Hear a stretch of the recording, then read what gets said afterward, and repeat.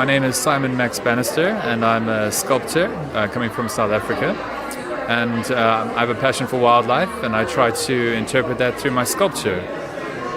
This piece behind me is a circle of swallows, so I've called it, and it signifies the broken becoming new again. It's a cycle of rebirth in a way.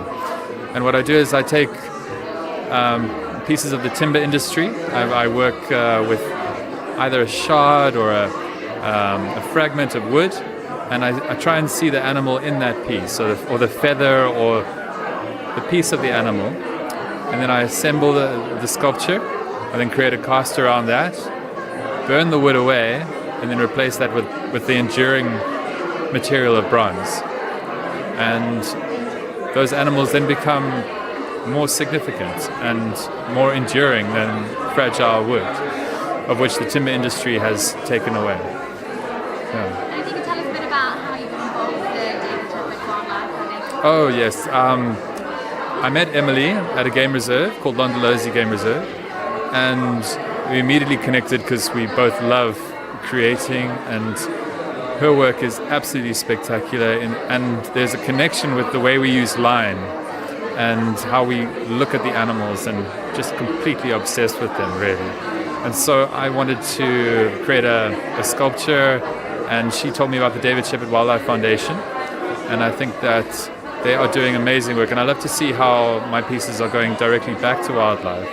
So they had the Artist of the Year award, and I entered a couple of giraffes, and they won. So I immediately was swept up in the David Shepherd wave, and I've been with them ever since, and I'm so proud to be an ambassador.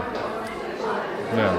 And if you tell us a bit about what you hope that your work might achieve in sort of educating, maybe. Yeah, there are a few layers to my work, and while I want to bring attention to the fragility of their land, of their homelands, and the lack of rights that they have through the broken pieces and the ashen, burnt kind of assemblages that they are, I really want to also bring people's attention to their magnificence, their intrigue and their beauty.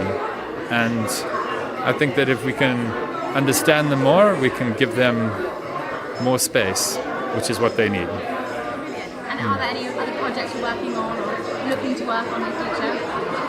Well, I'd like to see specifically how the projects that the David Shepherd Wildlife Foundation does could incorporate potentially some of my sculpture into their projects, which can then bring more public attention to them.